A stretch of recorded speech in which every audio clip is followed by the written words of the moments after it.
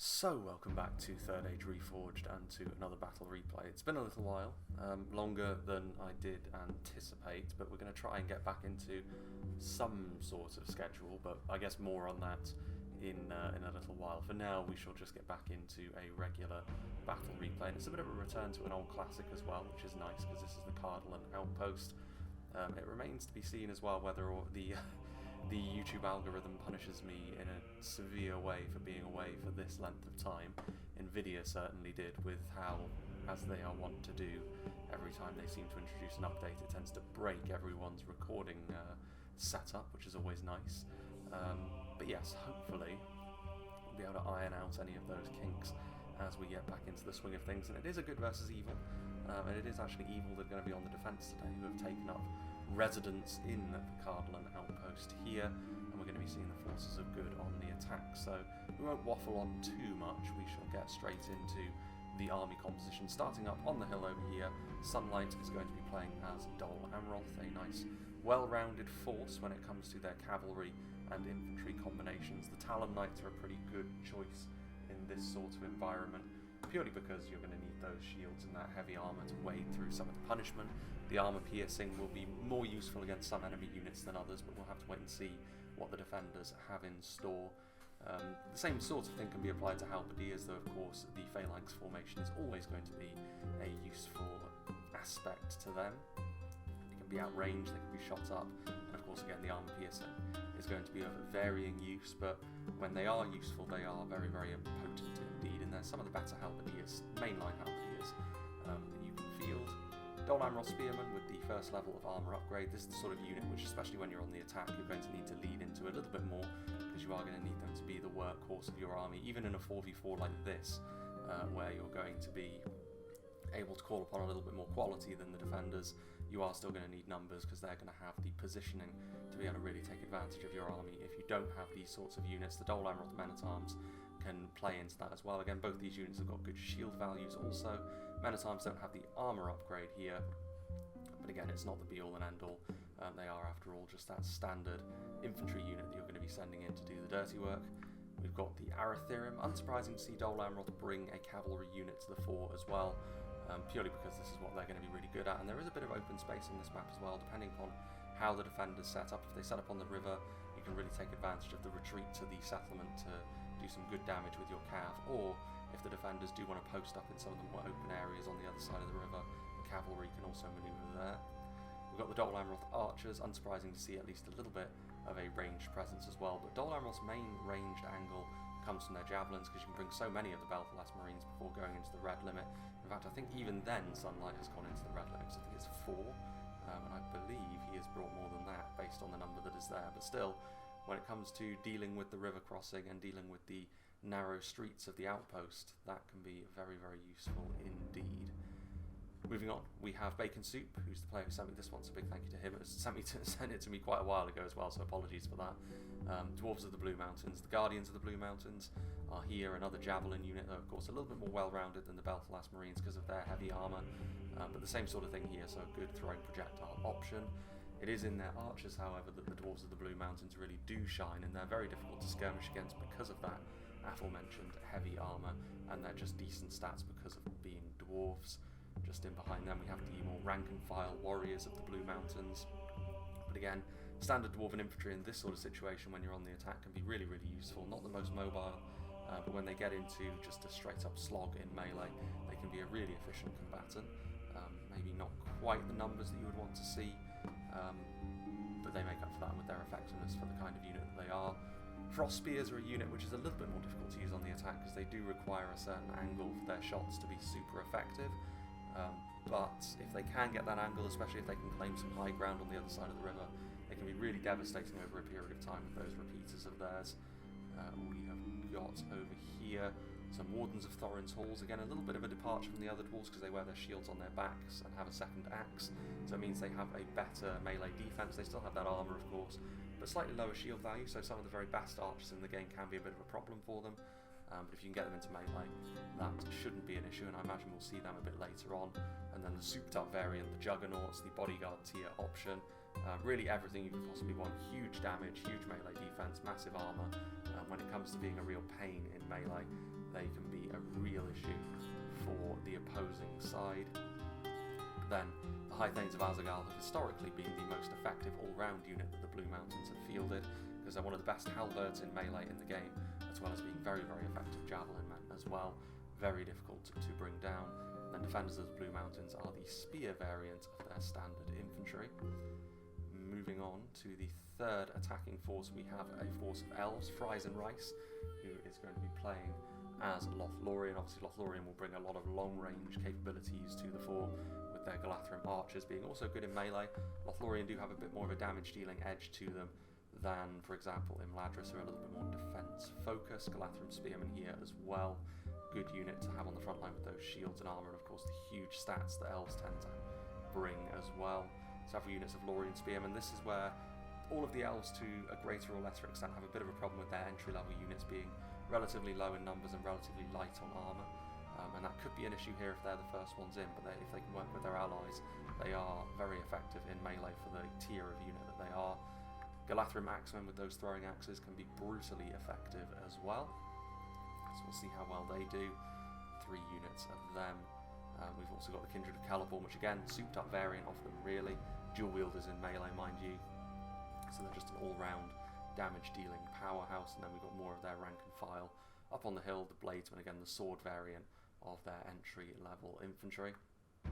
And last but not least for the attackers, another human force. Patchy is playing as Gondor, Lords of Gondor, so more cavalry for the humans here. Going to be useful for the same reasons as the Arathurim, but the Arathurim are a better all-round unit.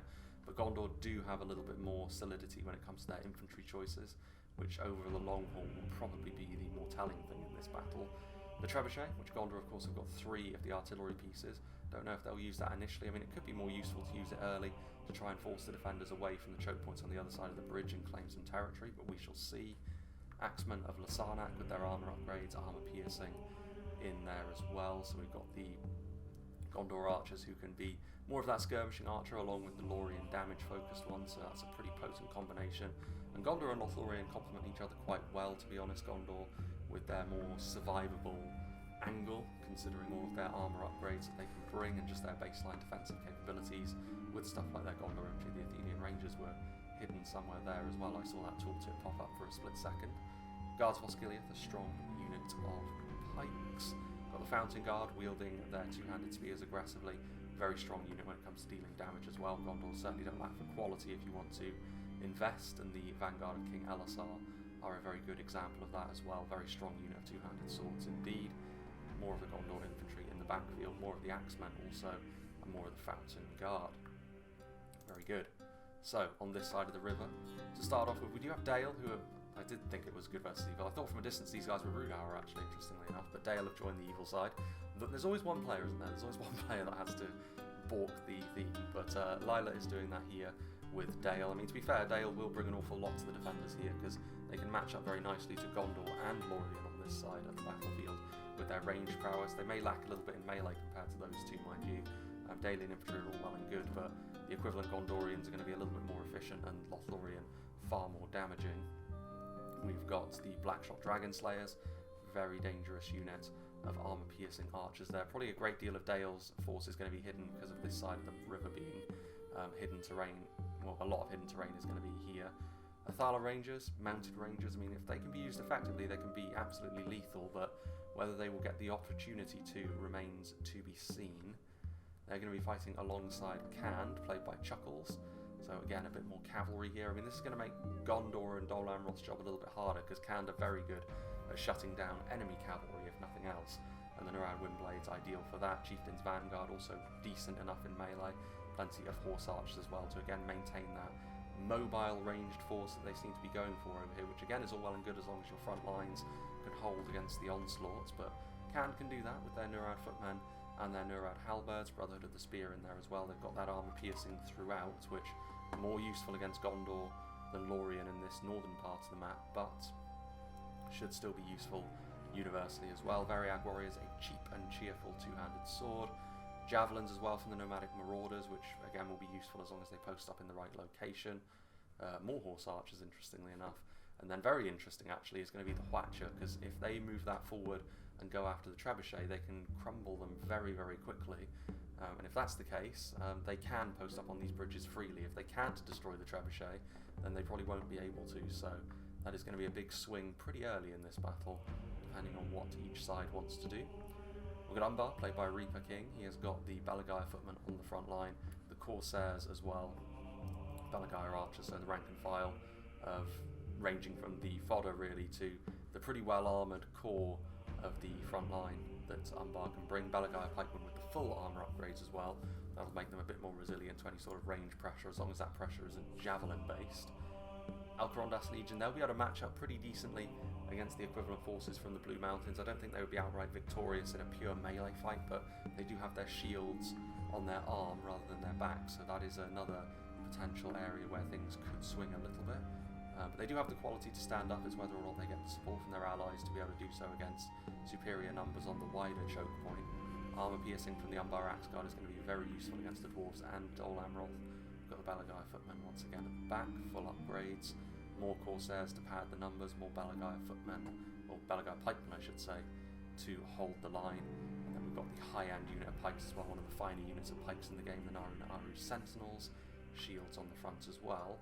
Merc crossbows, another mounted ranged unit, this one a little bit more close quarters and devastating. But again, will they get given the opportunity to use them effectively?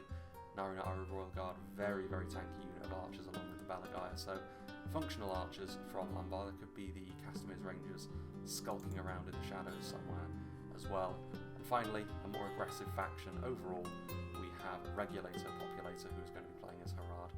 We have got some Haradrim Spearmen again, probably a few units hidden in these trees. We have got the upgraded Serpent Guard, who are not quite on the same level, certainly as the Alcarondas Legion, but certainly very functional, and again in pure melee terms, should be able to stand up decently well to certainly the Dol Amroth infantry, and at least act as the foil against the dwarves. Muhard Berserkers and Beast Hunters, that armour piercing from the tribal units of Harad, going to be incredibly useful once again. Haradrim Archers, we've got more Southron Warband in the back, and some Trollmen. Again, Harad rarely don't bring their Trollmen, because even if the armour piercing isn't super useful, they're still a very tanky Berserker class unit. And then we've got Champions of Nafrat and the devastating Demons of the Desert. So, I'll make a little bit of a cut. I don't imagine that will be particularly long, because I think things are going to get underway with trading blows across the river pretty quickly, but we will rejoin when the battle is about to get underway.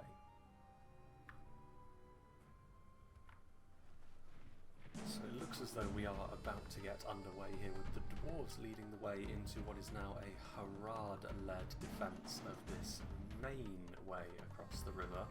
The archers haven't quite gotten involved just yet, and as we mentioned, I mean, not with these basic units, but the Blue Mountains maybe put a little bit less of an emphasis on shields than their dwarven brothers, but not so with their regular units, and this is certainly going to be a fight which does not go the way of the Haradrim. Should be a very favourable engagement this for the dwarves of the Blue Mountains. It was a bit of a longer cut actually than I was expecting, and it looks as though as well we do have the Dalians and the Gondorians going at it in terms of some archer versus archer combat. In terms of sheer numbers, Gondor should have the edge. Some trebuchet volleys streaking across the sky in the background, though the trebuchet was withdrawn a little bit, which is fine because the trebuchet is still in range all the way back there, but it does put it out of harm's way of the Hwatcher, and as we mentioned, that could be a potential issue for them if it was in the position it was in. Also, I think my wireless mouse might be on the way out, to be honest with you.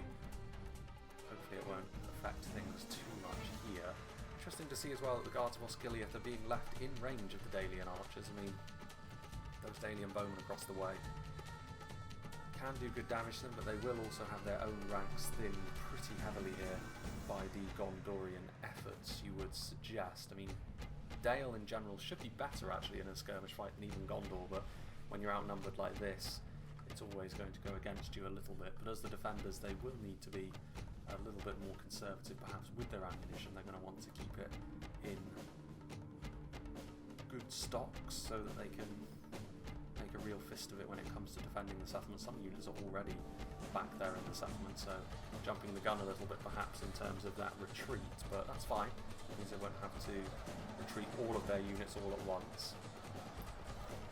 Less units to be picked off by the attackers as they do make their advances, but it does also let the attackers know that there will be a general retreat ordered at some stage, because we have seen instances of battles like this before where the defenders will simply put everything on the outer defence and make their full stand there. That's certainly not going to be the case this time around, though, with that many units in the settlement already. Haradrim archers firing away from the high ground, so still the Haradrim spearmen making up a decent portion of this defence. I mean, the Balagai footmen are made of stern stuff, but the Corsairs and regular Harad spears will not do too well against the dwarves, who should be decently equipped to deal with those archers from on high. Alcarondas Legion coming in will make a bit of a difference here to proceedings as things develop.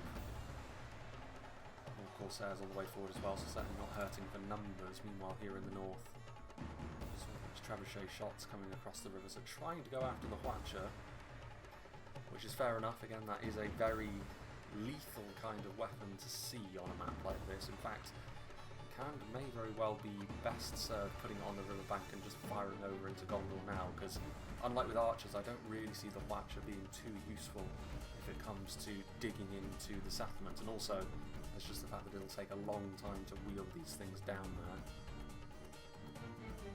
especially as they're making their way a little bit further north, maybe getting up onto that hill to try and get a better spread. Trebuchet still firing in across the way, projectile skipping and getting a fair number of kills actually.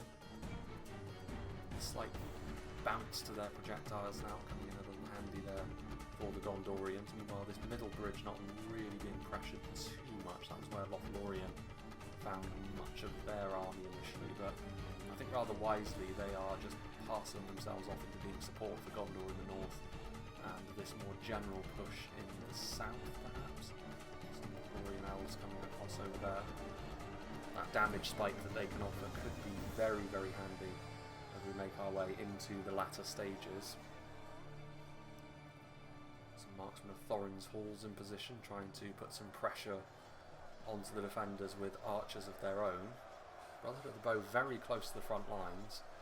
They do need to refresh their ranks on the front line here a little bit. I mean, the Dwarves of the Blue Mountains with their regular rank and file units are all well and good, but when the numbers are this much against them and there are units of genuine quality interspersed throughout this line, you're going to need a little bit more than what is shown here, especially when you consider the amount of arrows that are being loosed by the defenders to keep the support and just to pepper up the front line as well.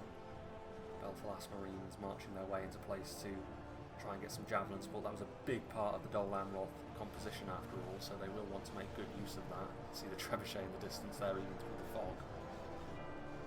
And unit of warriors arriving, so that's good. They'll be able to keep this attack going a little bit longer. More Dol Amroth units as well. Dol Amroth not going to be quite so heavily armoured as their dwarven allies in general, but across the board they're still going to be pretty well accounted for there. We've got the Dalian cavalry going to try and make its way through, so some lancers. I mean, get some of their riders through. I can't imagine they're going to like being in sustained melee with dwarven infantry all that much, though. It's still a nice idea. This is the kind of unit, though, that I would probably save for that transitional phase. Along with the Candish units, you actually have a really good screen for your infantry to make your way back to the settlement there. The Dire Archers up on the cliff top there as well. Another unit of archers. None of the archers that we've seen so far from the defenders over here have been particularly damaging, but they're still going to be getting an awful lot of good value here in the grand scheme, which is always the key when you're on the defence. Trebuchet just bombarding the position, not getting a ton of kills overall, but just loosening the jar a little bit perhaps. And the Watcher is in place. At some point the Gondorians will need to advance in, or perhaps not. If they are banking on the advance down here doing the business, then that could ultimately cut Dale and Cand off, and then Gondor could advance across, and that would be in general a bit of a disaster for the defenders. But the risk to the attackers for that is Gondor waiting too long and the attack down here in the south not really making the ground it needs to quickly enough, and then ultimately Gondor will be forced to advance forward more out of desperation than because of any sort of plan. So Gondor putting faith in their allies perhaps. Balagai archers not up on the cliff top, but still able to shoot into the back ranks and go after some of the support. Dol Amroth's archers joining what there is of the dwarven ones. 4 marks from Thorin's Halls remain. Pinging a few arrows over the heads of their allies. Amroth archers taking the odd hit or two. Our Royal Guard, I mean, they're more serious as an archer unit, but more because of their defensive prowess than anything else. Those Belfast Marines as they move forwards. Another unit of javelins in support. This first unit got destroyed pretty handily. They move forward, but then they kind of retreat again. But certainly not out of range of the units that are actively going after them. I think if you put them right in front of the Naranari Royal Guard, they would actually have the range to get them, even with their raised terrain, so that might be an idea. It's a high value unit after all, with its defensive capabilities late on perhaps. See less dwarves on the front line now, it's mostly the rank and file of Dol Amroth, which are now taking up the mantle.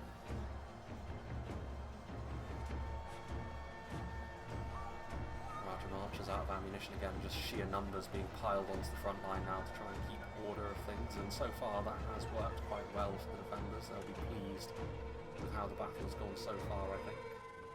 Forced into losing anything too important, using too many of their high-ticket resources. Haven't seen anything really of Lothlorien yet, but it makes a little more sense to see the elves hanging back a bit more. There. Again, the Trebuchet getting some pretty decent hits overall. We've seen plenty of examples of the Trebuchet either doing nothing or worse than nothing, getting a lot of friendly fire over the course of the videos before the hiatus, but here at least it's not truly devastating blows, but they are at least contributing to the cause. And Dale will need this bulk if they're going to hold the Gondorians at bay for a significant length of time. Brotherhood of the Bow making their way onto the bridge now. And I doubt, well, they're definitely not going to escape into the open field, but the beauty of this is they can retreat back across the bridge quickly in a way that a foot archer cannot, and they will be forced to do so pretty much immediately, I think, because the Fountain Guard are on the way forwards. A few of them do die to the Brotherhood of the Bow's attacks. I mean, they're going to need to start running back the other way fairly quickly. Gondorian archers also going at it, and then Medieval 2's bridge pathfinding screwing canned over there, really. Fountain Guard will make very short work of them, I fancy. Retreat back across the bridge.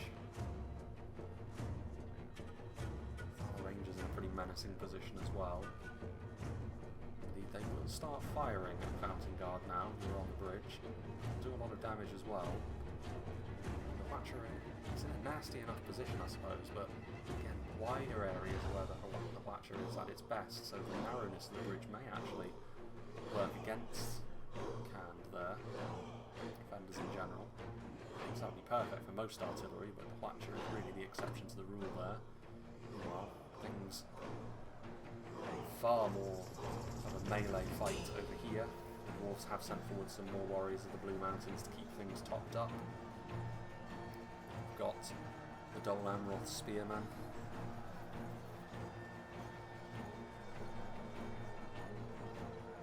Marksman. Thorin's Hall still very much alive. Mercenary crossbows as well. Now that's a dangerous unit to have up here, because any good units that get sent forward will immediately be the target of those bolts. There's not anything too important to the attackers here, but the problem is they're not really making any inroads either. Anything they've thrown at the defenders so far, they have been able to hold without too many concerns. Amroth Men-at-Arms, not the most threatening unit around, but they'll try their best. Just behind Belagair archers still as well, so real ground war this, but that was to be expected with the amount of frames in this battle and the kind of thing that you expect from river crossing maps in general. Amroth archers still doing their thing. Ah yes, the stone giant. I don't remember seeing him in the composition actually. Was he hidden? I mean, I can't imagine so. Maybe not. What a thing to miss. But yes, another very damaging unit that the dwarves could send forward. I mean, just for his melee capabilities alone, the defenders will need to keep some kind of unit available to deal with him. Crossbows can do the trick, but what you really want is a high-end throwing projectile unit if you can. Fire arrows in the distance there as well. Something with a little bit more bite to it now being added to the front line by the defenders. The Umbar Axe Guard, they're not the most survivable unit, as most regular heavy axemen, shall we say, are not anyway. But that armour piercing will be useful against both Ered, Luin and Amroth, of course. Some good damage going to be heading their way.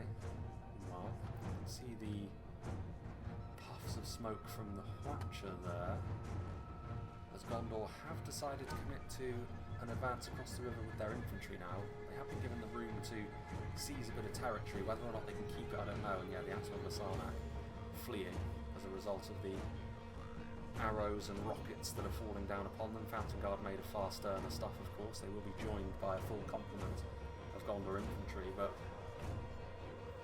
more Gondor infantry. But this isn't really enough to make this worthwhile. I think we will be able to throw this attack back. I mean, the problem with the Watcher as well, of course, in this kind of engagement is you can get some friendly fire. Gondor infantry, the Fountain Guard do break now, only 19 of them remain. So the Dalian regular pikes and spears not in too much danger yet there, so yeah, not the best advance that from Gondor, to be honest. So any value gains they may have made with their trebuchets certainly wiped out by you losing 3 units of infantry for really no gain. Dalians will be quite pleased. They'll be hoping that that Watcher honestly doesn't continue firing, because at this point they've got the situation in hand with just their infantry and you're just inviting friendly fire if you continue to do that. Victory a distinct possibility for the Gondor infantry? I don't think so, not for too much longer. I mean, they're only up against Dalian spears in melee, but they're facing a pretty dire struggle.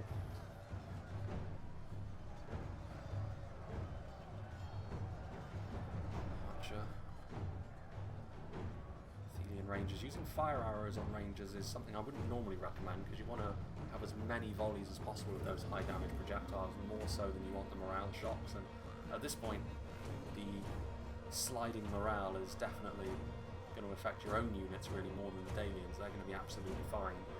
They're in a good position and they're winning their fights. Our footman should certainly help Matters here against the Gondor infantry with those armor-piercing war picks.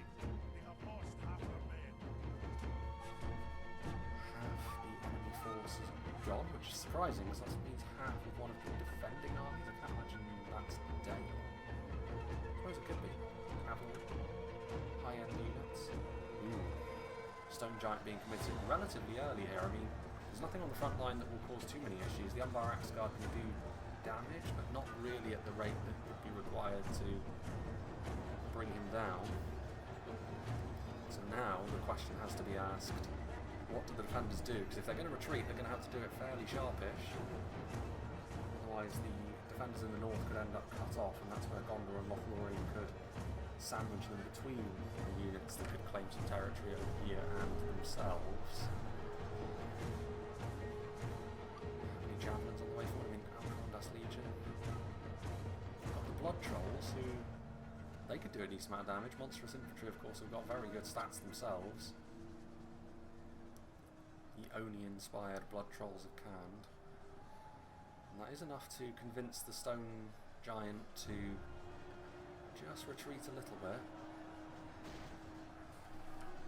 And now with the Alcorandas Legion on the front line, things will get shored up again, but Amroth bringing their halberdiers to bear will put quite a bit of pressure on Umbar, honestly. There's not enough pikes left, really, across the whole stretch of line to be able to prevent Dale from really taking advantage of that long-range melee dominance.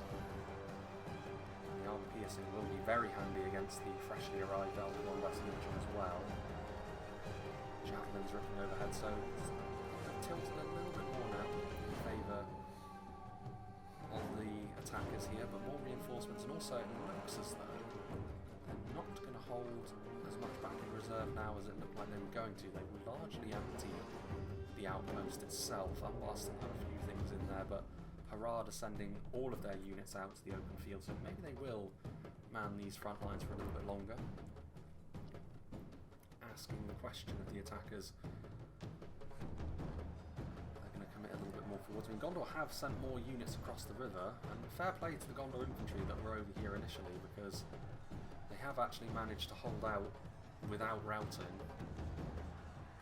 which is surprising. Again, it's a testament to the fact that even basic Gondor units are pretty resilient when it comes to taking damage. So if you're only going after them with basic spears, their armour is going to tank an awful lot of the damage that you want to do to them. Axemen and Sarnak will be able to out-damage the Dalian infantry, but yeah, they're going to be the target of any sort of support that's nearby. Very horse archers in this case.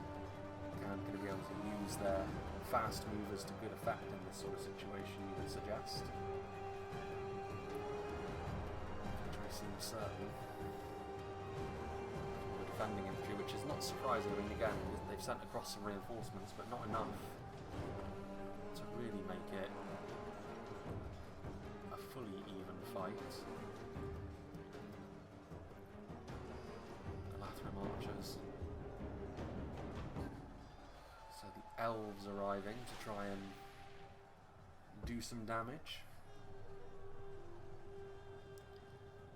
Rangers still loosing fire arrows across the river. I mean, this unit of Gondor infantry now utterly surrounded, and finally the Nurad footmen are starting to push in on them. Some pikes as well, so that should be the end of this quite brave stand that these guys have put on. No longer. So there's some routing units down here. It's indeed some Gondor infantry. I guess that was the initial unit. The second unit that arrived. Behind them, and Gartels Gileath as well. Thrown off relatively easily. And I think a big part of the problem here is Gondor can be focused down largely. I mean, this does mean the elves will be pretty fresh later on into the battle, and you want a fresh faction. Lothlorien are not a bad one to go for, but if you're Gondor, you might maybe want to see a little bit more support from the elves. I mean, we've seen some archers go in there now, but you want to see a little bit more of that. Umbar collapsing a little bit. Harad able to get in and amongst all of the Belfalas Marines that are acting as the support for the attacking push over here. I did notice the flags of the Juggernauts making their way forwards, and don't really have anything on the front line that would be capable of matching them. Champions of Nathrat are of a similar level, but they're a very different kind of unit. At 1-to-1, I don't think they match up too well with the Juggernauts because of the very high melee defense that the Juggernauts have. Stone Giant on the way back. I mean, Umbar Berserkers being joined now by the crossbows, who I assume are out of ammunition, so they're just trying to act as a use that cavalry mass to continue the momentum, but again, when it comes to mass, I don't think you're going to outperform the Stone Giant, to be honest. So back they go, and it was a good push from the Muhad Berserkers, but unfortunately it's not going to work out for them, and they're going to get sandwiched by infantry and crushed by the Giant. Huge splash damage attacks, of course. Previously the territory only really of elephant class units. Again, sending another unit in. Can't imagine being too thrilled about being given that order for these Serpent Guards, tasked with going up against the Stone Giant. And cavalry on the way forward. I mean, a charge could do good damage, but they don't have the full beans charge damage of 20. So there's a lot of, I mean, there's rocks and there's other infantry units there, so you're not really going to get a clean charge either, and if you don't, then it's not really going to be a point against a unit that tough.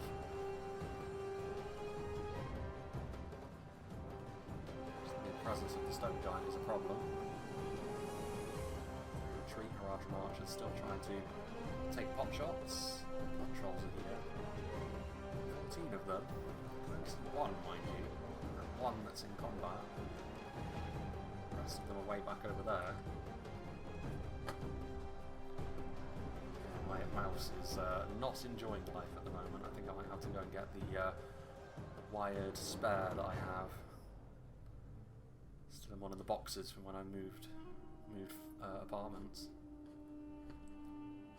But we persevere for now.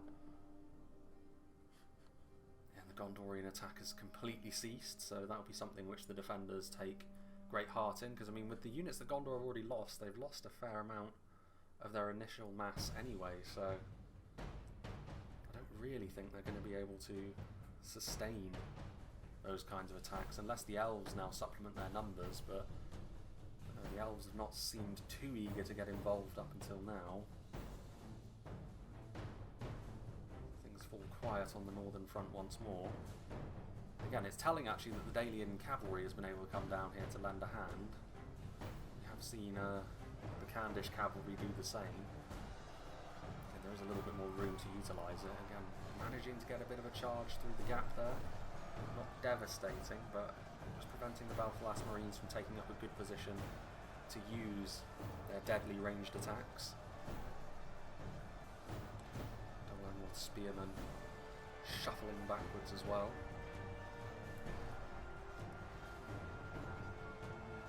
Stone Giant.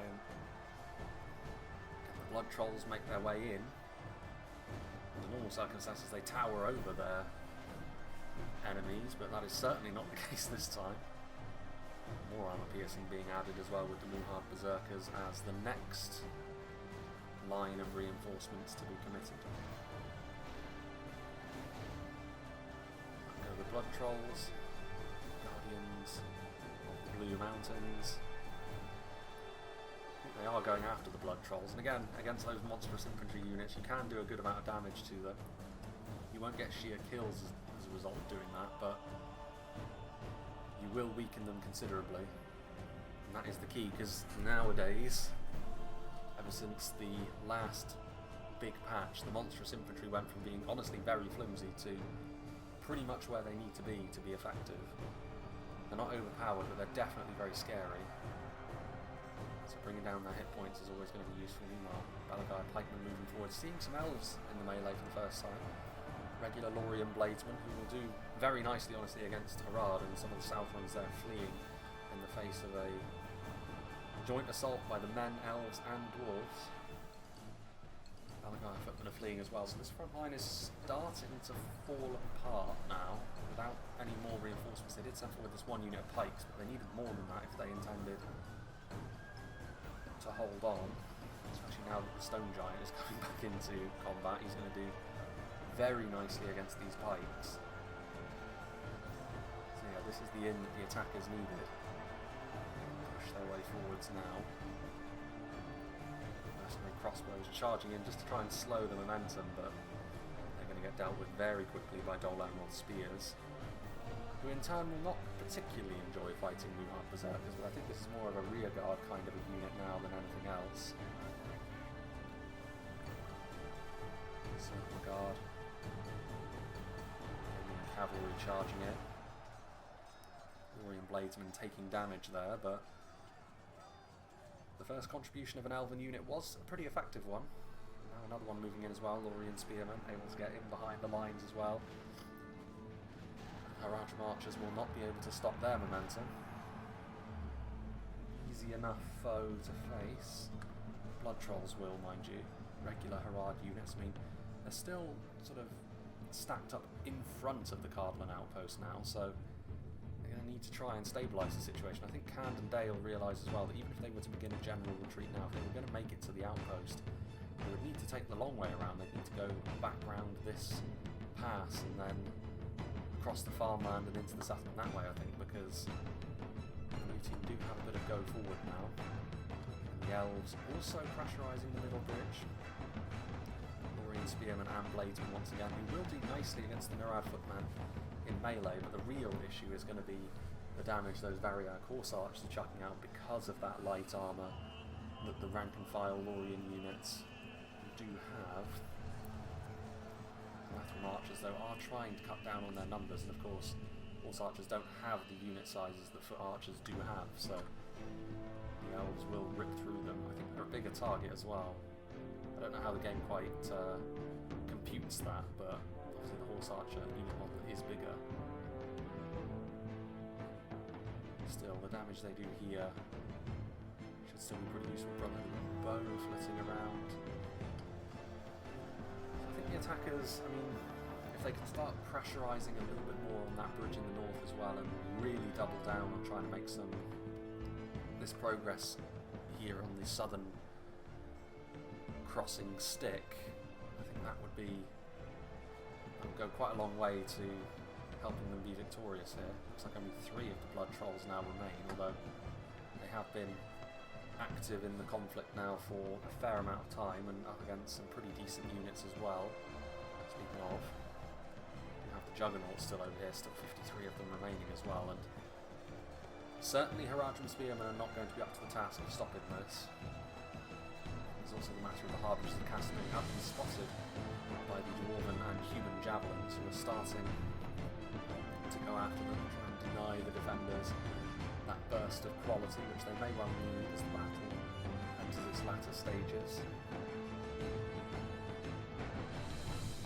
Have reinforcements ready to go, but one unit of Southland Warband, a unit of Alcarondas and Legion. I mean, there is the question mark over how much the attackers still have, because obviously this is always going to be a pretty costly way to attack.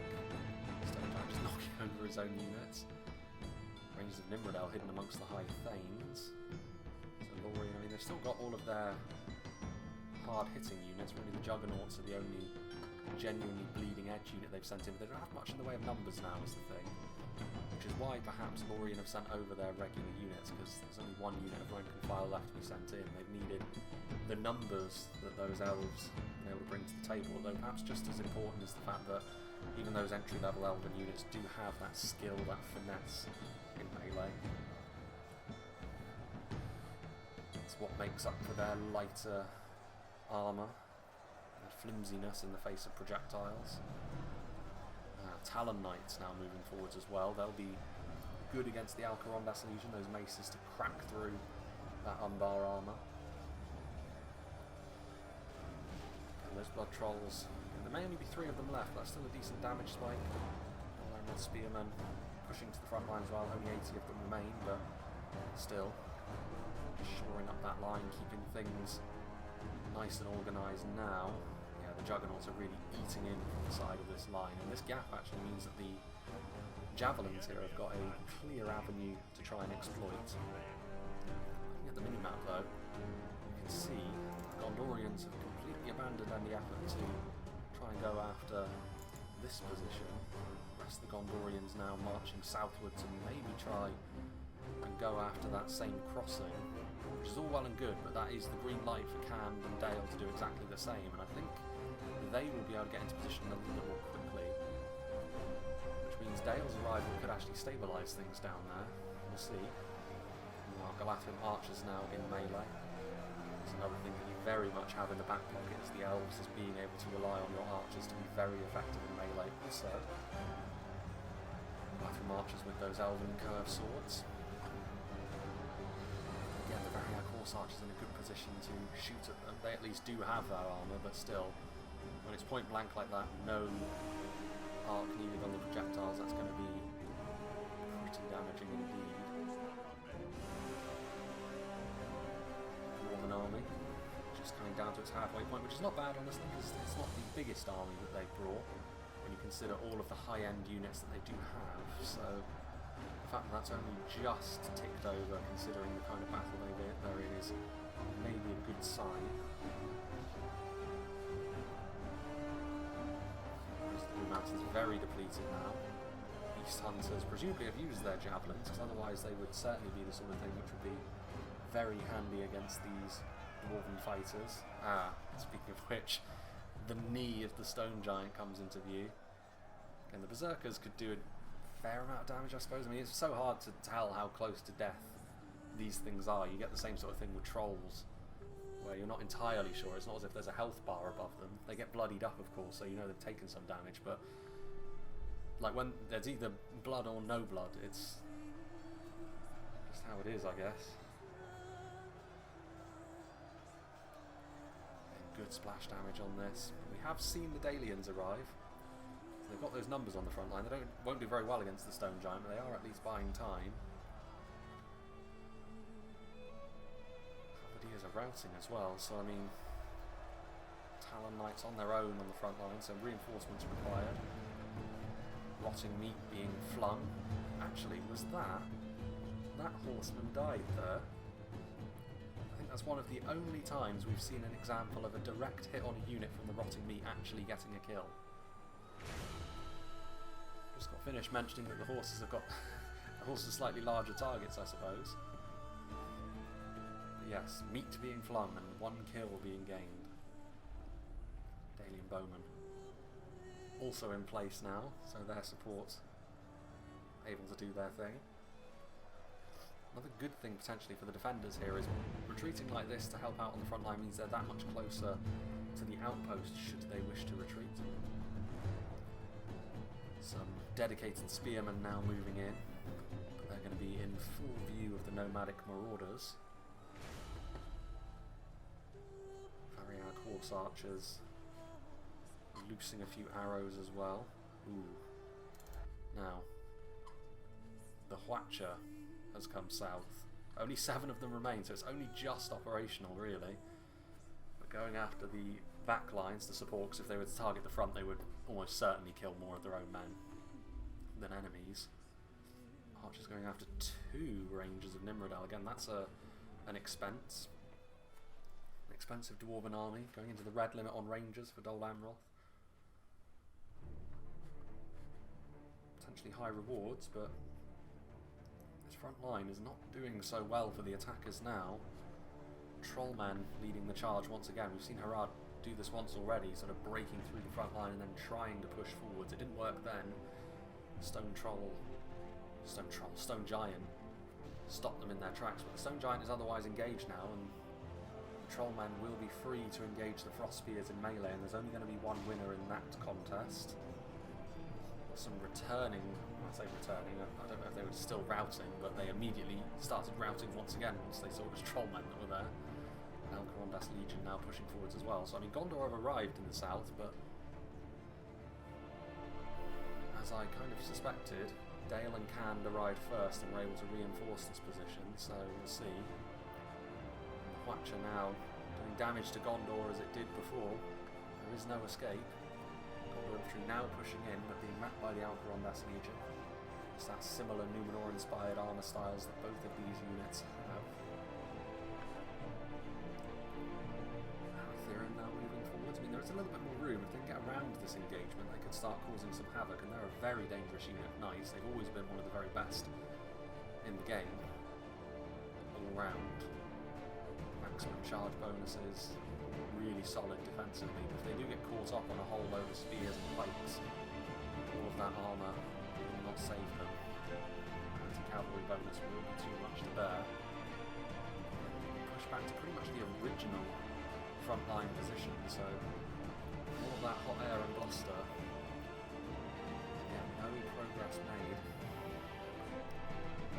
Shadow Stalkers as well that are going to be doing some pretty serious damage from up here now. They started off with their very basic archers, go back into hiding, but when they do decide to take pot shots, they're going to be the full range of damage. Dalian Swordmasters now moving forwards as well. A little bit more finesse on the front line, combined with that Dalian arm. Northward, have been able to hold the elves at bay, and to be honest, there's not much left of Lothlorien to give in this particular fight, so I'm actually surprised that Dale and Cand still have so many units up here in the north, because the threat is very much lessened. Routing elves there. While over here, with a little bit more on the front line, a little bit more pressure, they could kind of cripple all of the hopes of the attackers here. And there's a huge blob of Gondorians on the front line now. In terms of numbers, they have been able to re-stabilise things. A little bit of support coming in from the Gondor archers as well, units in the backfield. So we again find ourselves in a situation where the attackers do have the numbers advantage and should be able to gain the upper hand.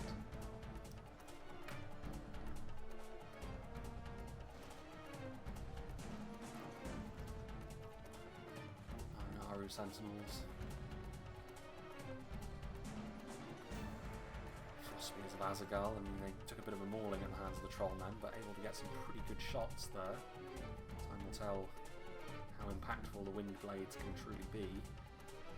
You know, I'd suggest maybe the Naru Naru Sentinels would be the better choice of target, because you end up in a situation where you're just pure melee against pikes of that quality in the late game. Things could be pretty grim for you. More rotting meat. And time will tell whether this is actually going to be a good thing for the attackers or not, because more regular units for the attackers are here now. Probably be able to route the Corsair crossbows as a result of this, but Trollmen are going to stick around. Dalian Swordmasters are not the easiest unit to route either. You'll need to combine the rotting meat with them actively losing ground in the fight in order for it to be effective. So starting to get a little bit of a wrap around here, the Gondor infantry. Getting after those Dalians. We did stabilise things for a little while here, but have since started to lose ground again. I mean, the Watcher looks to be out of ammunition now. Dalian Royal Guard taking some shots from the high ground. Dalian Spearmen starting to rout now. What's going on over here? I assume, yeah, these are all routing units that are trying to decide how best to get off the square of the map. They are managing to get their cavalry into open ground. I mean, they do need to be a little bit careful because they don't stand a chance against the Arathirian up close. Those elves lost forever on this bridge because of the bridge pathfinding. Love to see it. Some things never change. Yeah. Can see as well, all of these defending units are now taking the long mountain pass route around, but there's really nothing stopping them. Again, this would be maybe a little bit more of a mad panic if the attackers were taking the riverside and truly making inroads. It does look as though we are seeing a general retreat to the outpost now. The Stone Giant died at some point. It's a big loss for the attackers. They won't be able to rely on the big man anymore to cripple front lines and inflict damage with those big splash attacks of his. They'll have to do things the old-fashioned way. Shout to the Juggernauts though.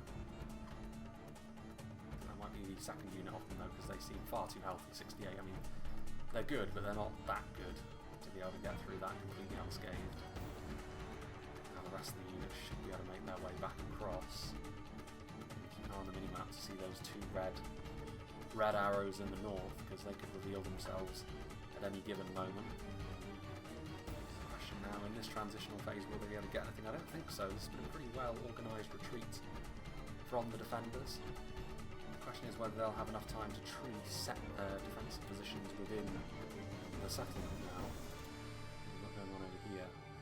Dalian infantry. I mean, they can be picked off, but they weren't going to come back anyway. So that's going to be that. I mean, to be honest, probably ×2 speed is the way to go here. Trollmen and Hashari Stalkers, I mean, it looks like they're out of ammunition with their swords drawn like that, but if they did have ammunition, this would be one of the more important units to try and salvage. They're going to try and hold the farmland outside the settlement. Because a lot of these are not like solid structures. I mean, they do affect the pathfinding of units for sure, but it's hardly the kind of choke points that are foolproof. The attackers should be able to take advantage of that. Aha. Frost spears. Setting themselves nicely, and again going after a good choice of target. I mentioned it might be a little bit more difficult to utilise a unit such as this when you're on the attack and you don't have any guarantee of sight lines, but got some good kills on the pikes, a few kills on the Trollman.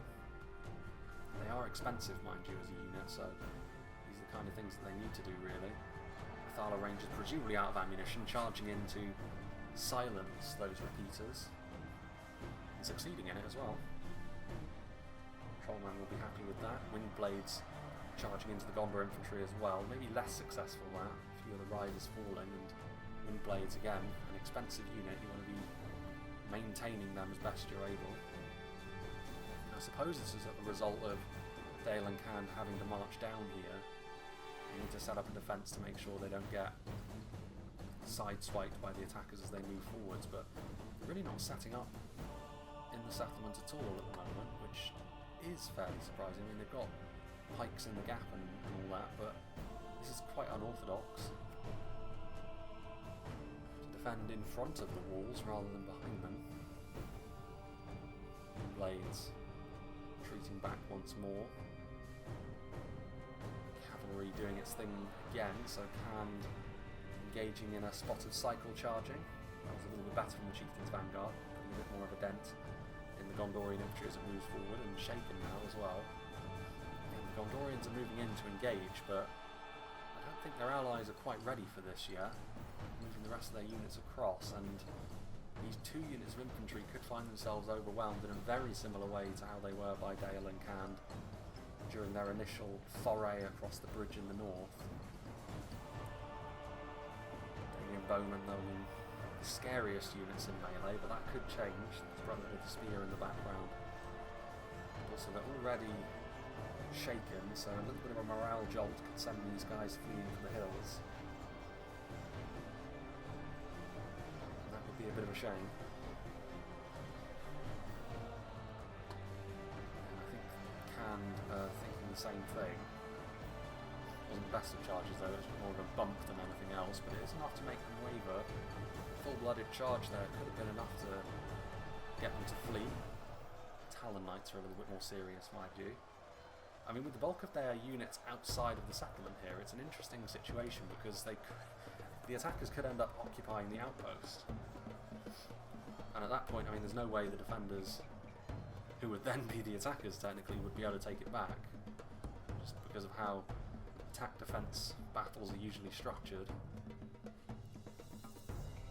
And they are stacking up here, and there's not that many defenders in here. They can reinforce through the back route into the settlement, but a pitched, even battle in the streets is probably not something they would have wanted. Shari Stalkers, I mean, got that good melee defense, but up against the Talon Knights, they're just not going to be heavy duty enough to be able to pull out any sort of victory, unfortunately for them. Dalian Spearmen moving in as well.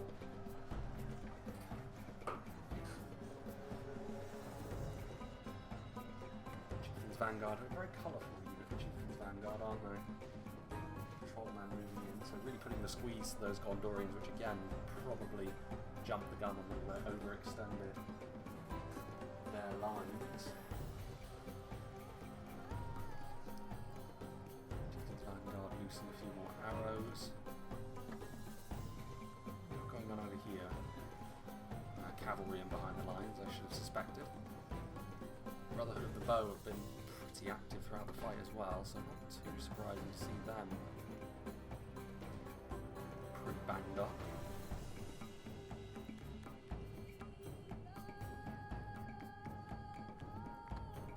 The Elves are moving forward, so yeah, I mean the attackers should be able to occupy the settlement here.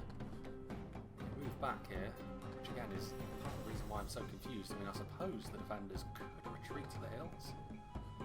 That is an option, but they've got some units that are posted up on these walls who are in danger of being completely overrun by the elves. Time will tell. I mean, I think the defenders were in a pretty good spot, but I'm not so sure now. I think when they were retreating and elected to fight outside of the walls rather than inside, but I think that may prove to be a key error, because that was one of the better retreats as well. They didn't really lose much in terms of a rear guard when they elected to take this move. It's just where they decided to retreat to, which I have a little bit more of an issue with. Meanwhile, you have this, the Trebuchet, which was flinging rotting meat, so it's not going to be as useful as it was, and also because they're Gondor spears in melee, the Dalian cavalry is not going to have the best of times there. You have the Athala Rangers. If they have ammunition, they could be really devastating. If they don't, they could still be a problem, but far more manageable. Spearman.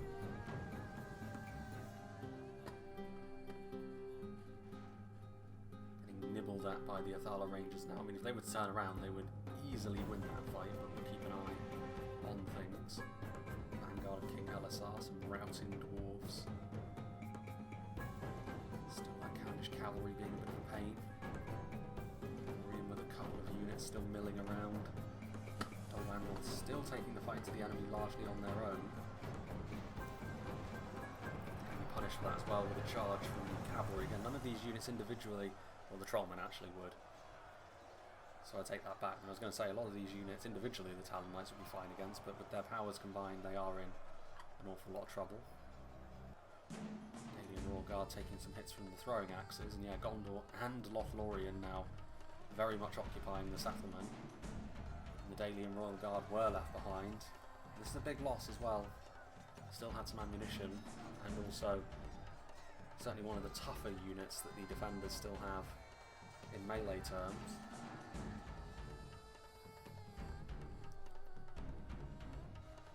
So they won't be too pleased about joining the dark side now.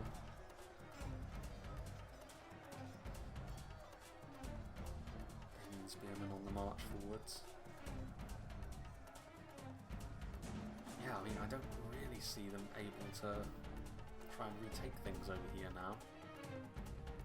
Doing reasonably well on the front line over here, but yeah, I mean, if you're the attackers at this point, focus entirely on the settlement if you can. Make sure that they can't get posted up in there again. There's really nowhere else on the map, I mean, other than maybe the high ground over here. Maybe try and retreat to the high ground right in the corner, but again, it wouldn't be as effective as some of the choke points that you can set up within the settlement, so it would definitely be a bit of a plan B. I'm not entirely sure what plan A entails. I mean, it's different, so I kind of like it, but I can't really say it's going to be too effective in the long run. Sindar Blade Masters doing their thing. I mean, the Daily and Royal Guard might be able to fight their way through one unit of Sindar Blade Masters, potentially. Even with the damage already inflicted on them, but be able to escape. I mean, they certainly won't be able to escape considering the Galathrim Axemen are here. And now Nomadic Marauders are here, Nara and Aru Sentinels, so they're going to make an attempt at reclaiming their ground. Sindar Blade Masters, second unit of them, and perhaps even more worryingly, the High Thanes of Azagar are on the way. They're all about their power, in combination with the Galathrim units from Lothlorien. Big ask.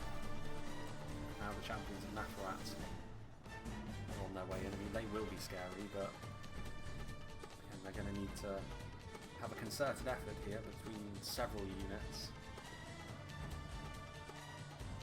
to be able to rectify these errors, I think. Galathrim Axemen pulling back perhaps to try and use their throwing axes a bit more, but the two-handed Axemen do arrive. In come the Aru Royal Guard, but again, one bodyguard unit has answered with another. The High Thanes have gotten into the front line now. Halberds down. Alien infantry, so yeah, an effort now to try and reclaim the settlement that they willingly relinquished.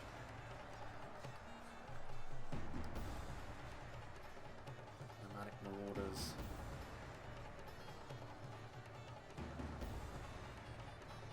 Avengers of Castamere. Quality units, if nothing else. Just looking up in the distance there, Daily and Bowman. I mean, they can try and maybe surround the attackers now, but I don't know if they... A few Lothlorien units still flitting around. Fast movers have canned. Good amount of quality. I mean, I suppose you could try and surround the attackers, but the problem is the attackers can now act as the defenders. So, all that quality that the attackers still have, they're going to be able to use it in advantageous positions now rather than disadvantageous ones. So, I don't know, we'll see. Is it madness or genius what the defenders have done here? We shall find out based upon the final results. River Patrol marching forwards. Get some of those javelins on target. Thanes should probably be that target if they are able to do so.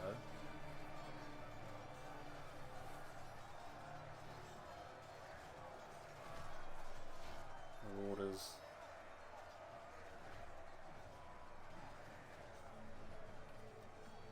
I mean, I suppose the Elven units as well. The two-handed axe units at least don't have shields.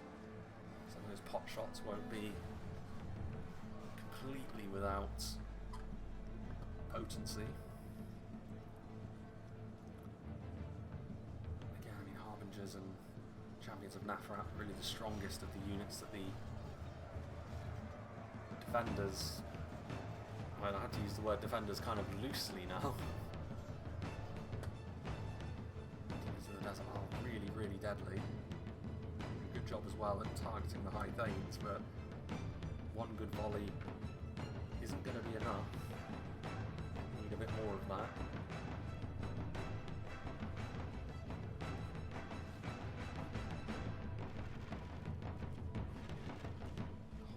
Of javelins as well, so they are going to be able to do some good damage here. In the grand scheme, still got some narrow halberds, Dalian spearmen, so more units ready to rumble. But none of it is especially potent.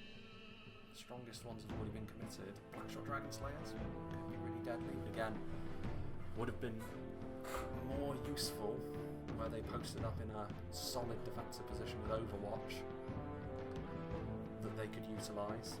That has not really been the case.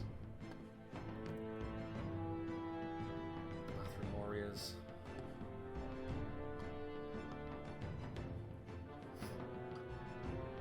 Juggernauts.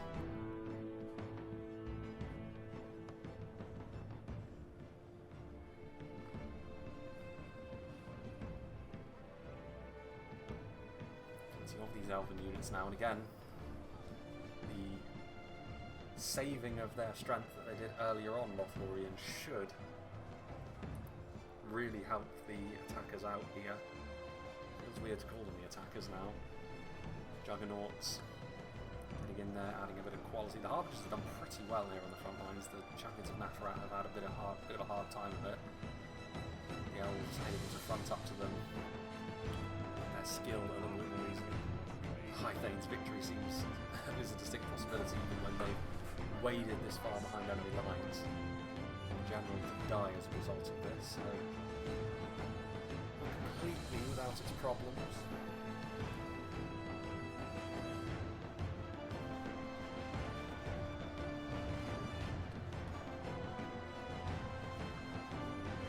Radwind blades.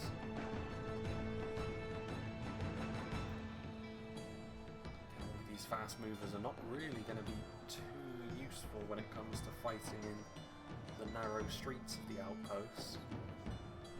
High Thanes are starting to fall over now, in all fairness. A bit of armour piercing, a little bit of support from other quarters.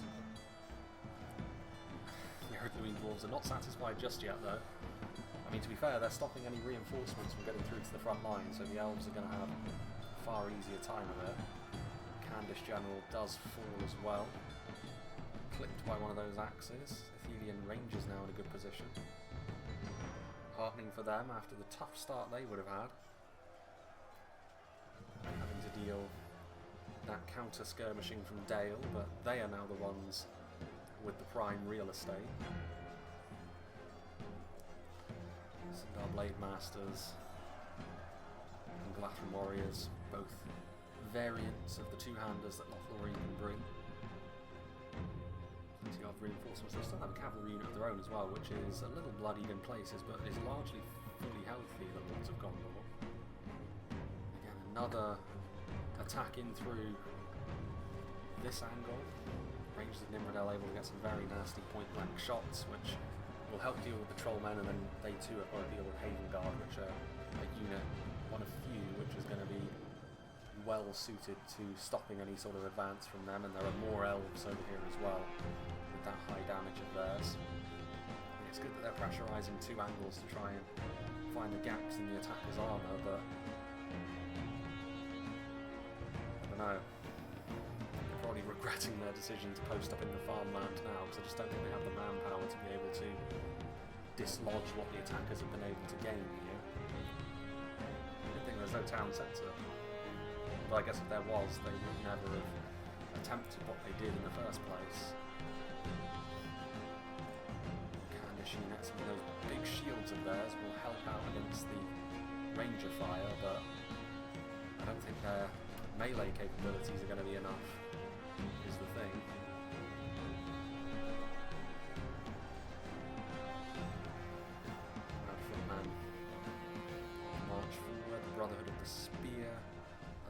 extra crew joining in, so can throwing the kitchen sink at this choke point now.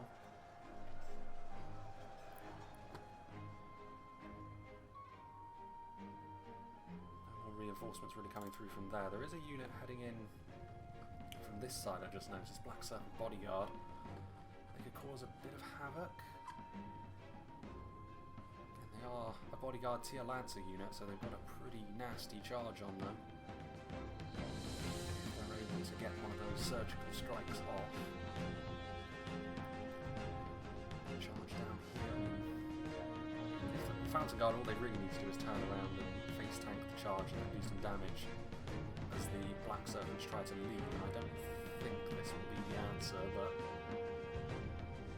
this has gone unnoticed. That plays the Harbingers as well. They haven't taken crippling losses really, so that would be heartening. Huge amount of losses from the Black Serpents there either, so they will be able to cycle charge. Mountain Guard have noticed them now, mind you, so they won't get a completely open charge like that again. To rout some of the Gondorians. River Patrol doing their thing, the Elves forcing their way forwards like the Dwarves do. I think they're trying to shut down any sort of javelin danger. Certainly the River Patrol are not too keen on facing juggernauts in melee. The enemy are badly bloodied. They have lost half their men.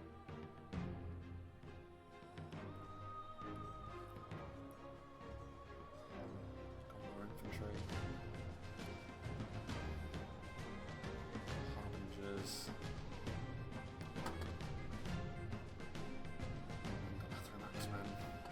Across as well to try and stabilise things over there, which have got a little bit more complicated, whereas over here things are a little bit more straightforward. The Lords of Gondor also, for the attackers, will be able... I've got to remember that they are the attackers.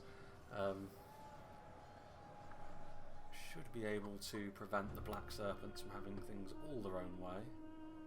Units, including the Kindred of Celeborn, are back here, I guess, as a bit of a safety net in case they do need to retreat. I don't think they should, though.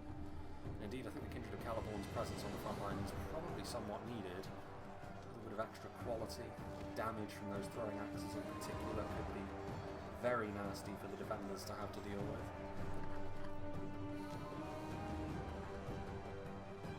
Juggernaut's doing a very good job here. They will fall eventually. They have really blunted this attack to the desert. Get a few more volleys in. They've taken a fair amount of damage, probably from the Athelian Rangers targeting them where they can. I don't think they've been engaged in melee too much. The Castellan is still doing a very good job. The Umbar General is in there, as is the Harad one actually. It's a member of the Champions of Nafarat, but there's only 7 of them remaining. Can't be much of the Dwarven armies left. The Dwarven army, I should say. This is a long battle to make my return on.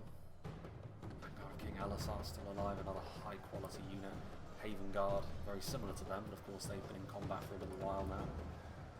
Brotherhood of the Spear, perhaps a little bit more of a worthy foe.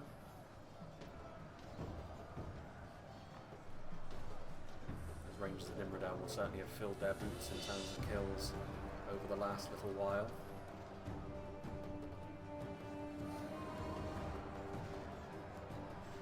This attack is completely broken, so they'll be able to focus entirely on the attack in the back of the settlement, which I think is probably the final nail. Yeah, there goes the Harad General. No great surprises there, considering the exertions of the Champions of Nafarat over in that fight. Brotherhood of the Spear, I think, will be fighting me to the death. Buy them a little bit more time in the backfield, I suppose, but I don't really know what they're going to be able to do with that time. Yeah, the Vanguard of King Elisar now able to turn around with all of the support units. A lot of out-of-ammo archers, but still numbers will help. Quantity and quality, all of its own after all. Now the Harbingers of Castamere, who have actually been cut off from a retreat. Only by regular Gondor infantry, mind you, so I don't know how much longer they'll be able to stand up to, but when you surround a unit like this, of course, their melee defense abandons them, which is one of the key pillars behind the two-handed sword unit, so drastically reduces their their capabilities, fighting from the front as they have been over here, showcase their true power, but now they are in danger, especially when it's the elves that are nipping at their heels. So they still got a bit of ammo in those Athelian ranges. Where did the Black Serpents go? Lords of Gondor are there. Well, there they are.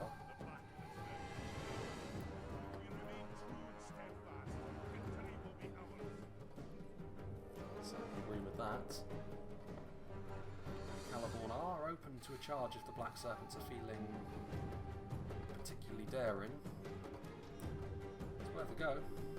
It'll take a lot of damage on the retreat, but this is the sort of unit which you really don't have an answer to in melee now. Yes, the Blackshot Dragon Slayers were milling around somewhere, but the whole point of them is to be archers first. So Ered Luin are completely vanquished. Their bold foray out into the open field did hurt them. Black Shots are now the most dangerous unit really that the attackers, the defenders, still have. Vanguard of King Elisar toe to toe with their fellow two-handed swordsman. The remains of the Haven Guard are probably going to be on their way over here now as well. Yes indeed. And the Black Shots immediately going after the Kindred of Caliborn and knocking them over, which is fair enough, but there are so many targets to try and bring down now.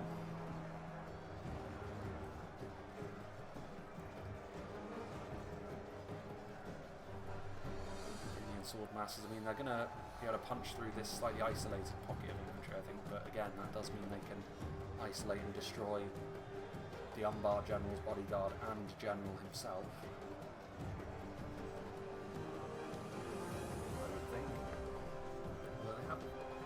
A thin line of Gondorians separating the Dalian Swordmasters from actually reinforcing the Harbingers, I suppose. Not anymore. Have now been cut down. Since his victory is almost a certainty, Harbingers of Castamere used to be one of the more underwhelming units in that class, the bodyguard two-handed swordsman, but not anymore. You can now mix it with the best of them, most certainly. Not this many of the best of them, I don't think. Kindred of Caliborn did retreat.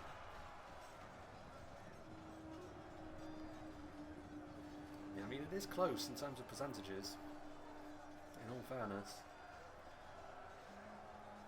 And a large part of that, I think, is down to the fact that the defenders did do very well in the holding of the rivers, and then the retreat was well executed as well. It's just, I feel like if they had gone to the settlement, they would have probably gone on to win this fight, but as it stands, as we enter the final 10k frames, I just don't know if they're going to have what it takes. Vanguard.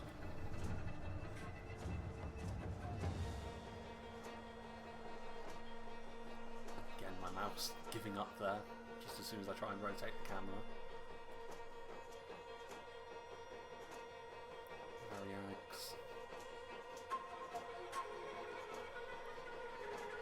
This is the sum total of the attackers now. Pretty much the sum total of the defenders as well. I mean, there's a few units around the corner.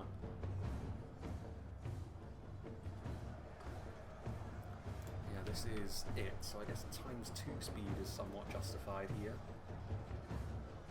A few javelins making their way in. Harbingers now, when they're fighting from the front, doing very nicely along with their fellow regular two-handed swords in the Dalian Swordmasters and Variag warriors. They're doing okay for themselves. The Umbar General does fall at the hands of King Elisar's vanguard though.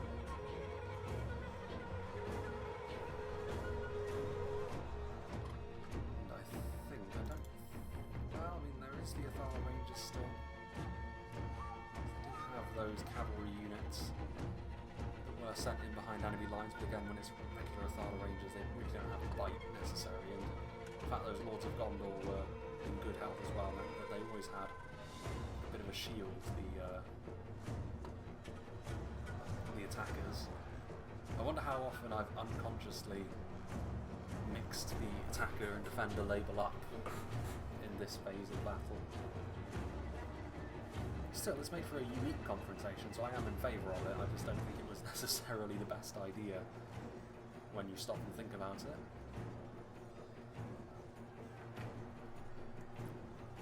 Find a good angle, 2 nomadic marauders. I mean, at the very least they'll be able to keep flinging their javelins for a little while yet.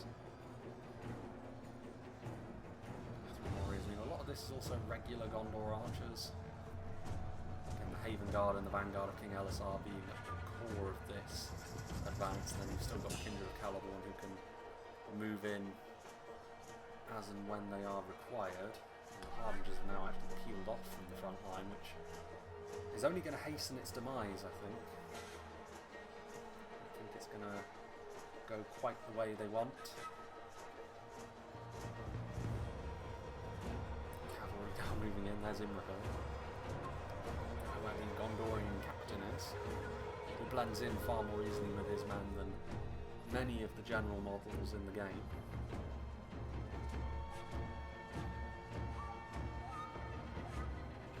Warriors scurrying forwards as well. Demons of the desert there, ripping through the middle. There may only be 7 of them, but they are dangerous. If they are unheeded, this could be a bit of a turning point, honestly. They are that dangerous. And they were allowed to get, well, they're being allowed to get too many volleys off here, and sending a unit of regular Gondor archers only. This is where maybe the Kindred of Celeborn need to not be so cowardly, move their way forwards. I mean, they are performing a service for their team over here, I suppose. Trying to deal with the Athala Rangers, but again, they're completely out in the open here. If the charge is going to be successful, I mean, maybe. The percentage of allies killed is now higher than the percentage of enemies killed. The types of units still favours the attackers, and the attackers should have the more defensible terrain, but maybe not. I mean, the healthiest high-end unit on the field now is going to be the Black Shots. River Patrol is still milling around. Variad warriors. They do have another wave that can be committed here.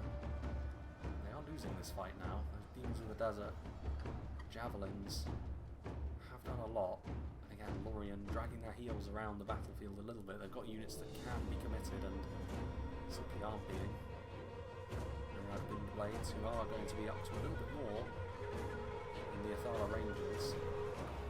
Uphill charge again. The benefit of terrain and the fact that these are not the most devastating charging cavalry has helped the Kindred of Celeborn here. So they should be victorious, although they will be weakened as a result of this. Continue. You know, Galathrim Axemen as well, so I mean they do still have units, and the Spearmen are heading over to bail out their own hides rather than helping their allies on the front line over here, which they are now actively losing.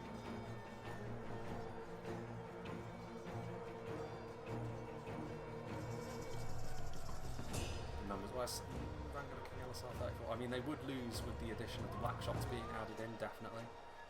But in terms of sheer numbers, there's still a few of the Harbingers left as well, so the quality is not fully in favour of the attackers now either. So maybe, could it be? Could the abandon your own fort plan and then take it back from the enemy truly work? I kind of hope it does, but it's just going to be quite hard, I think, to be able to get through that front line and then also deal with what's left of the elves. I mean, the Galathrim Axemen were over here, moving to the front line now, but they might arrive a little bit too late to be useful, honestly. Peeling off some elite units now. Guard of the Thalon. I mean, I don't know why they're trying to preserve their general's life, because this is the only Dol Amroth unit left alive on the field, so there really is no need. I guess we'll have to trust that they know what they're doing.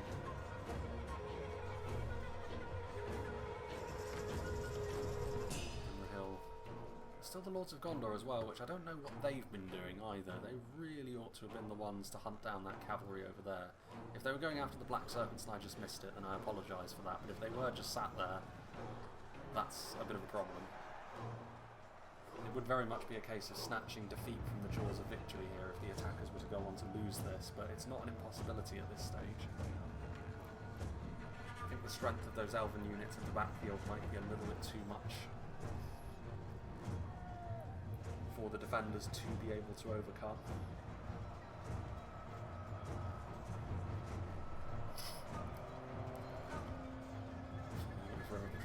Looks like they still have some javelins left. Arathirin all over the place out here as well, so they weren't able to make an impact on the battle in the way that they would have hoped. Here, Galathrun Spearman. Imrahil tried to flee, honestly, and was cut down, so perhaps a deserved fate.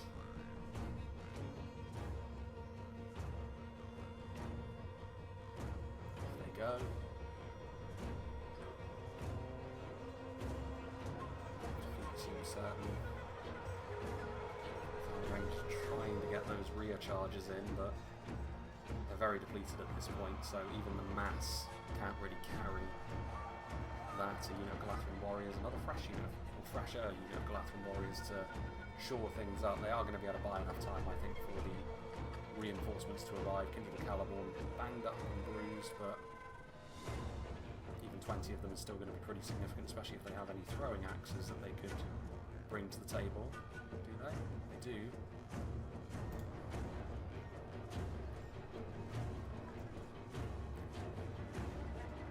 Surely with a few good hits from that will vanquish any sort of thought that the defenders could recover.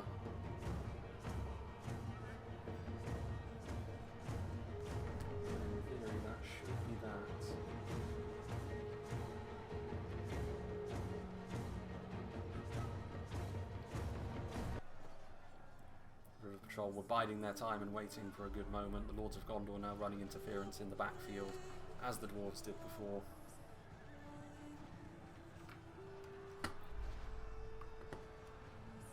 Look how our cowardly foe runs. It is time to press the attack. The enemy is upon us. Some forces are leaving. Dale will be the last defenders left. And certainly the healthiest of the attackers will be Lorien, Gondor with them, but Dale and Dol Amroth with...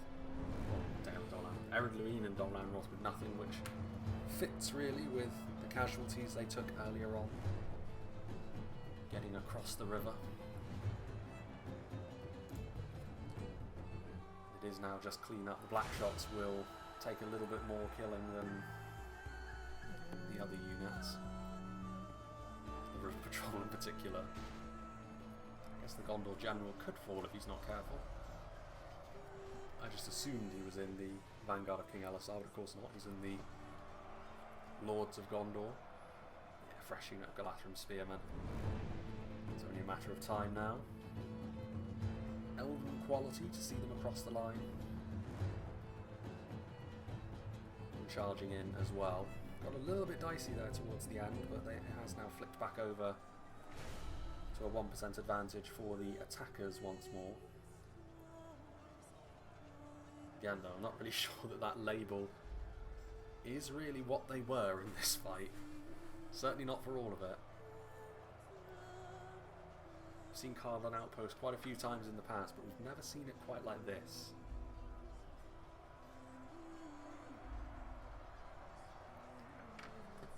Yes, the Black Shots. Last one's up with their very weird weapons. Although this is, I mean, it is still a little bit outlandish, but you can understand why, perhaps. I think it fits a little bit better than the Guts sword that they had before. If you're going to fight a dragon after all. You could argue that a halberd would probably be Good tidings. The enemy general the way to go. And there we go. The Dalian general does fall, and that is it. The odd Gondor rider and a clutch of Galathrun, all that remains.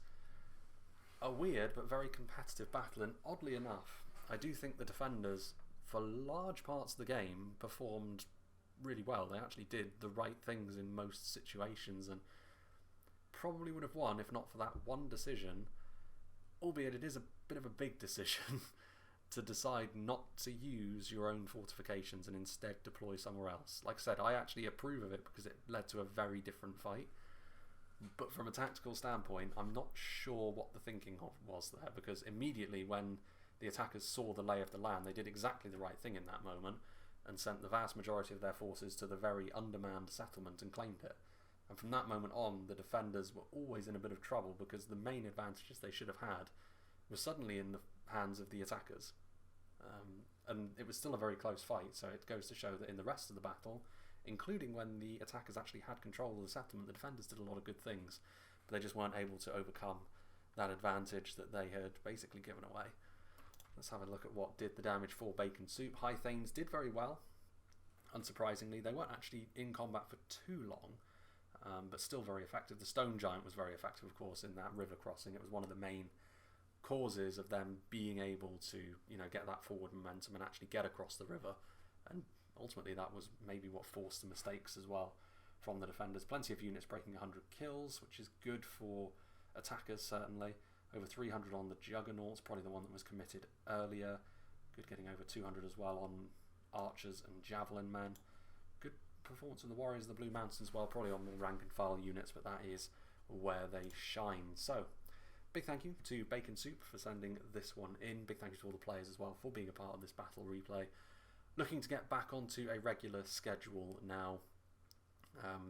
So yeah, I mean, it's still a little bit of a weird one, but it won't be. I won't be going dark as I have been over the course of the past couple of months. I will be able to start doing regular stuff again, as long as the content is there for me to take a look at, which for the time being it is, because I did leave behind a little bit of a backlog, and a couple more replays have also made their way into my inbox as well in the interim. So yeah, we'll see how it goes. But yeah, normal service should be resumed. So I hope you enjoyed this, and I hope you'll join me for whatever is next.